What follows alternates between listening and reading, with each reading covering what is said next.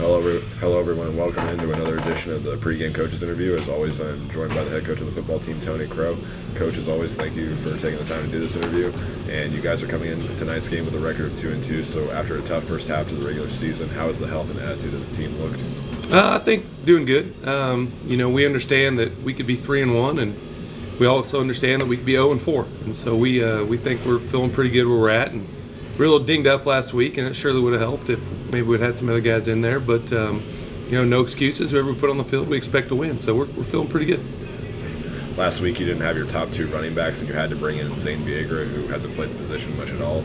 So how do you think the team responded to that, and did you feel like there were any positive things that came out of a tough loss? Yeah, absolutely. I mean, I think our guys learned to maybe lean on some other guys other than Malik, putting the ball in his hands. And so then, when you're missing your next two running backs as well. And so Zane came in, and he rushed for nearly 80 yards. He had 78 yards and a score.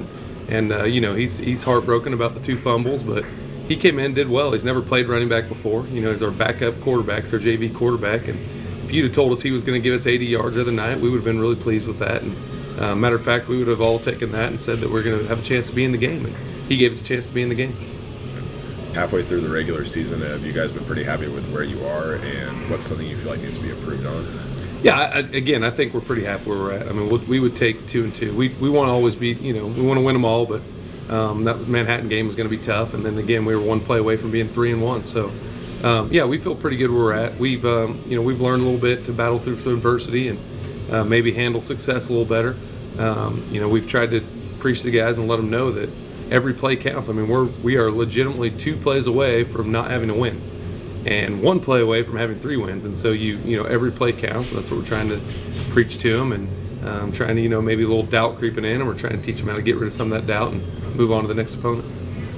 You get Ulysses for homecoming tonight, so with all the distractions and events that come about during homecoming, is it difficult to manage the team and keep everybody focused? Yeah, there's a lot. And it's a lot of fun, and we expect the guys to have a lot of fun, and we want them to have a good time, and they did. And we kind of lost our cool a little bit and had a little too much fun at the bonfire last night, but the guys are having fun with it, and they're passionate, and that's what we want out of them, is one to be passionate and love what they're doing and love their team, and our guys do, and they love each other, and they're having fun they love their school, they love this community, and they want to represent well for us. And sometimes it gets a little misguided, and we got to turn it in the right way, but we've got a lot of guys that really love playing football and love playing football for Hayes High.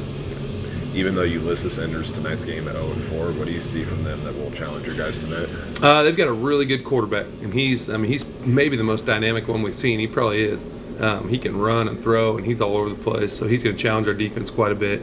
And then defensively, they like to pack a bunch of guys in the box and try to stop the run, and that's obviously been our strength for the last couple of years. And so we're going to have to find different ways to score and move the ball without just being able to lean on a run game. And Malik's questionable again tonight, and our backup running back's back, but we have to find other ways to win rather than just lean on our offensive line all the time to be able to run the ball. And final question, starting the second half of your season tonight against Ulysses, what are your goals for the second half of the season as you prepare for the playoffs? We're taking it game by game. We really want to. We haven't talked a whole lot about it, and I'm going to get with the seniors after this game and talk more about it. But we really want to run the slate. We think if we finish 6-2, we can host a home game again, maybe a couple of them. But if we think that we've got an opportunity now with our schedule getting a little easier, that we could maybe win them all down the stretch and put ourselves in a good spot for the playoffs. And that'll do it for the pregame coaches interview. Coach, as always, thank you for taking the time to do it. Good luck tonight. Go Indians. Thanks, Hank. Appreciate it, man. All right, and this has been the pregame coaches interview on the Tribe Broadcasting Network. We'll see you next time.